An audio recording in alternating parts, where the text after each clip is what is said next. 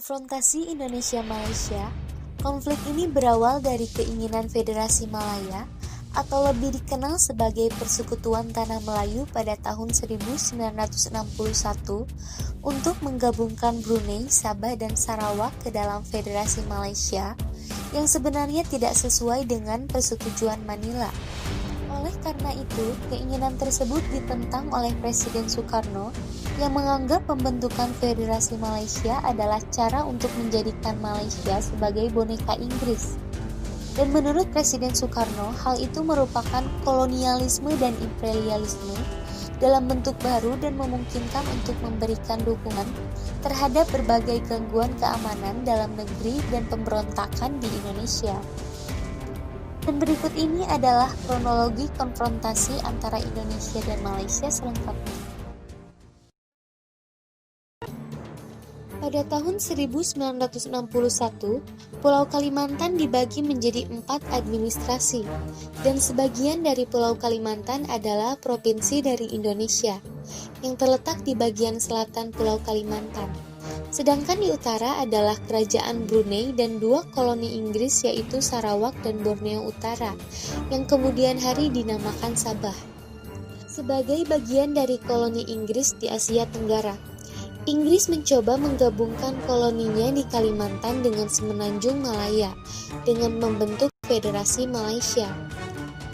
Rencana ini ditentang oleh pemerintahan Indonesia. Presiden Soekarno berpendapat bahwa Malaysia hanya akan menjadi sebuah boneka Inggris dan hanya akan menambah kontrol Inggris di kawasan ini, sehingga bisa mengancam kemerdekaan Indonesia. Filipina juga membuat klaim atas Sabah dengan alasan daerah itu memiliki hubungan sejarah dengan Filipina melalui Kesultanan Sulu.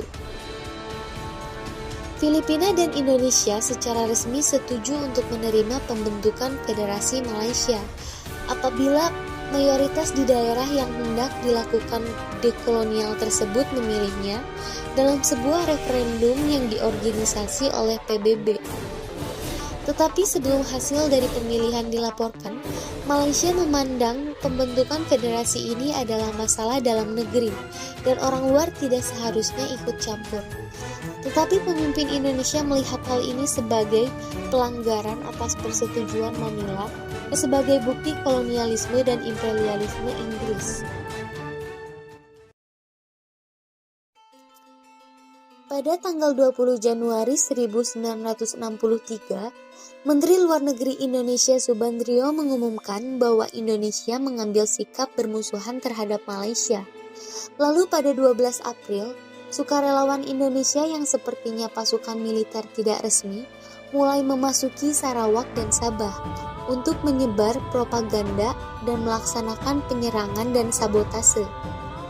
Kemudian di tanggal 3 Mei disebut rapat raksasa yang digelar di Jakarta, Presiden Soekarno mengumumkan perintah Dwi Komando Rakyat atau Dwikora. Ketegangan dua belah pihak ini pun juga berkembang di Selat Malaka. Kemudian para perusuh membakar kedutaan Britania di Jakarta. Beberapa ratus perusuh merebut kedutaan Singapura di Jakarta dan juga rumah diplomat Singapura. Sedangkan di Malaysia, agen Indonesia ditangkap dan massa menyerang kedutaan Indonesia di Kuala Lumpur. Di sepanjang perbatasan di Kalimantan, terjadi peperangan perbatasan.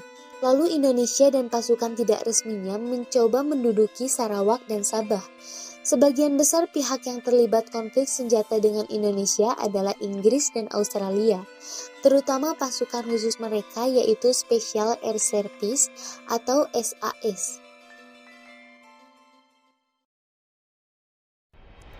Setelah melalui berbagai pertempuran yang sengit dan saat menjelang akhir tahun 1965, Jenderal Soeharto memegang kekuasaan di Indonesia setelah berlangsungnya G30 SPKI oleh karena konflik domestik ini. Keinginan Indonesia untuk meneruskan perang dengan Malaysia menjadi berkurang dan peperangan pun mereda. Lalu pada tanggal 28 Mei 1966, di sebuah konferensi Bangkok, meski diwarnai dengan keberatan Soekarno yang tidak lagi memegang kendali pemerintahan secara efektif, Kerajaan Malaysia dan pemerintah Indonesia mengumumkan penyelesaian konflik dan normalisasi hubungan antara kedua negara. Peperangan pun berakhir di bulan Juni, dan perjanjian perdamaian ditandatangani pada 11 Agustus dan diresmikan 2 hari kemudian. Ini adalah kisah masa lalu yang perlu kita tahu sebagai bahan pembelajaran.